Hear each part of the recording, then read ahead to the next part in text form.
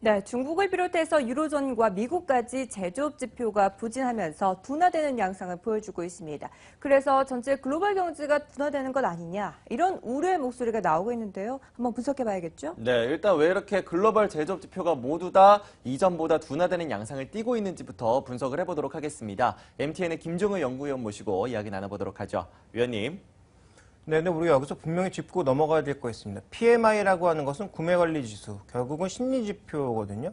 그러니까 향후 방향성을 알 수 있는 심리지표이지 실물지표는 아닙니다. 그러니까 실물지표 움직임과 심리지표 움직임은 다를 수 있다는 것을 염두에 두실 필요가 있겠고요. 실제로 대부분의 실물지표는 미국과 중국은 둔화되는 것이 맞고 유럽은 실물지표가 빠른 속도는 아니지만 회복이 되고 있는데요.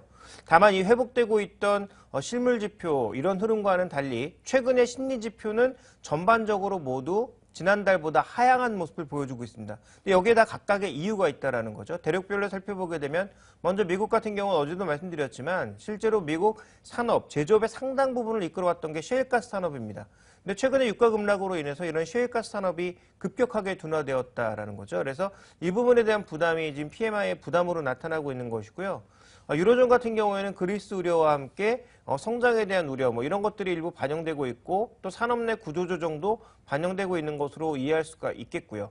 중국은 지금 더 급한 것이 구조조정이기 때문에 산업 구조조정에 따른 흐름이 나타나고 있는 거죠. 그래서 국가통계국 흐름과는 조금 달리 HSBC 지수 같은 경우에는 중소형 기업이 대상이기 때문에 지금 대부분의 구조조정 대상 기업이 다 중소기업 아닙니까? 그러니까 상대적으로 안 좋을 수밖에 없는 거죠. 그래서 이거 하나만 보고 중국의 제조업이 안 좋다. 지금 부양책의 효과가 전혀 없다라고 얘기하는 건 어불성설이죠. 지금 현재 그 부양책이 큰 효과를 내지 않고 있는 것은 분명히 맞지만 부양책이 아무 효과도 내지 못해서 PMI가 떨어졌다라는 얘기는 가장 무식한 얘기 중에 하나입니다. 그래서 지금 중국의 중소형 업체들, 중소기업 같은 경우에는 여전히 구조조정 압력에서 시달리고 있다. 이렇게 보는 것이 좀 더 현실적일 것 같습니다. 네, 심리지표와 실물적인 지표는 엇갈린 양상을 보여주고 있습니다. 그런데 어쨌든 지표가 부진하기 때문에 전체적으로 글로벌이 다시 회복세를 보여줄 수 있을 만한 요인들은 어디서 찾을 수 있을까요? 두 가지에서 찾을 수 있는데요. 당장에 눈앞에 다가와 있는 건 아무것도 없습니다. 우리가 이제 경제학 교과서에서 인플레이션을 배울 때 두 가지로 배우죠. 수요가 견인하는 인플레이션이 있고 비용이 견인하는 인플레이션이 있다. 이렇게 얘기하고 있는데요. 시장이 바라고 있는 건 성장 속도보다 느린 완만한 수요 견인 인플레이션인데 그 수요를 견인해 줄 수 있는 게 아무것도 없다라는 거죠. 유럽에도 없고 미국에도 없고 중국에도 없고 어디를 찾아봐도 수요를 견인하는 게 없다라는 겁니다. 그래서 최근에 각국에서 동일하게 마련하고 있는 제조업 강화 요인들은 거의 대동소이합니다. 준비된 그림을 보시면 중국의 제조업 강화를 위한 2025 중국 제조업 전략인데요. 그중에서 10대 육성 과제가 있습니다. IoT 쪽이라든지 그 다음에 에너지와 관련된 부분이라든지 항공 우주 산업이라든지 이런 쪽에 적극적인 육성을 하겠다라는 건데 비교를 한번 해보시면 좋을 것 같은데요. 한국 쪽에서 나온 제조업 육성 과정, 그러니까 한국의 미래 산업 먹거리 이런 것들에 대한 전략이라든지 독일이라든지 미국이라든지 대부분 국가에서 제시하고 있는 미래 성장 전략과 거의 똑같다라는 거죠. 그러니까 이거는 앞으로 이제 수요를 견인할 수 있는 전략적인 측면도 있지만 그만큼 이만한 해당 산업에서는 경쟁이 엄청나게 치열할 거라는 거죠. 그리고 최근의 분위기를 보면 자국 산업을 보호 육성하기 위해서 해외 기업들의 진출을 막는 그런 여러 가지 정책들이 취해질 가능성이 있다는 거죠. 그러니까 지금 IoT 육성하겠다라고 해놓고 유럽이 무슨 짓을 하고 있습니까? 미국의 IT 대형 기업들을 점점 밖으로 밀어내려고 하고 있죠. 유럽 거 써라 하고 있고요. 중국도 마찬가지고요. 러시아는 아예 대놓고 페이스북이라든지 이런 업체들에게 러시아 법을 따르지 않을 거면 나가버려라 이렇게 얘기하고 있습니다. 그래서 지금 이러한 경향들이 나타나고 있지만 이 경향을 보고 앞으로 이 산업이 오를 것이기 때문에 무조건 투자자라고 하는 것은 굉장히 멍청한 행위입니다. 왜냐하면 지금 각국 정부는 일종의 유치 산업, 아주 조금부터 커나가야 되는 그런 산업들이기 때문에 자국 산업을 보호하거나 아니면 글로벌 산업을 박살내기 위한 글로벌 대형 업체들을 상대적으로 규제하기 위한 그런 법안들을 쏟아내고 있다는 것에 조금 더 주목해 볼 필요가 있을 것 같고요. 그러면 산업의 경쟁력이라든지 이런 것들이 중요하다는 거죠. 단순하게 이 그림만 보고 앞으로 뭐가 오르겠구나 이렇게 생각하는 건 굉장히 좀 바보와 같다라고 볼 수가 있겠고요.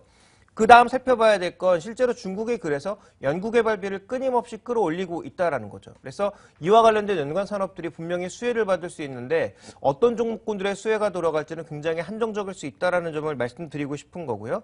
그 다음 살펴봐야 될 게 이제 뭐냐면 우리가 좀 또 하나 짚어봐야 되는데요. 이런 제조업들의 움직임에서 1대1로 같은 것들을 한번 지켜봐야 됩니다.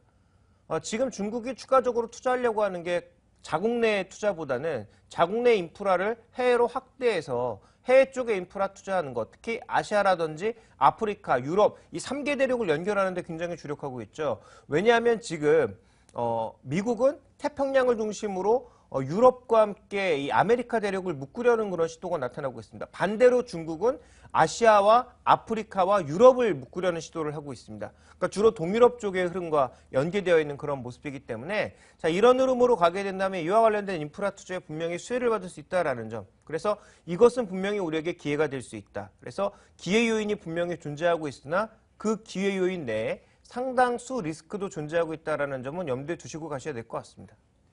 네, 이어서 스마트폰 관련주들의 흐름도 좀 짚어보도록 하겠습니다. 앞서 오늘의 포인트를 통해서 애플과 삼성전자의 주가를 비교를 했었는데요.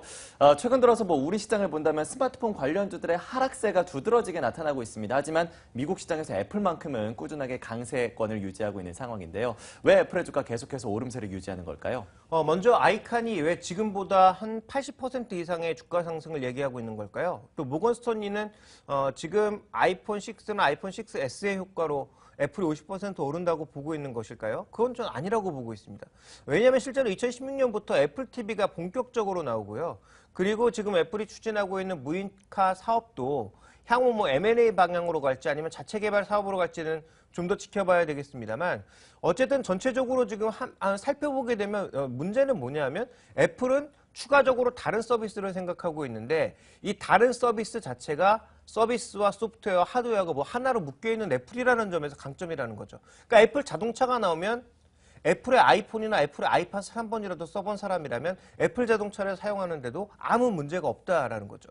그러니까 이런 형태, 그러니까 누구나 알 수 있는 OS, 한번 익숙해지면 계속 쫓아갈 수 있는 그런 OS의 개발과 관련된 서비스의 개발, 그리고 향후 클라우드 서비스의 확대를 통해서 애플 같은 경우에는 컨버전스 자체가 계속 확대되어 나갈 수 있다라는데 칼 아이칸은 매력을 느끼고 있는 것이고요. 그래서 지금 주가는 너무도 싸다. 그러니까 지금의 잘 팔리고 있는 아이폰 6 플러스 같은 경우에는 전혀 중요하지 않다 이렇게까지 얘기할 수는 없지만 이게 핵심이 아니라 향후 미래 가치 핵심은 TV라든지 애플이 이제 막 진출하려고 하는 컨버전스 산업의 핵심이 있다라고 보여지고 있고요.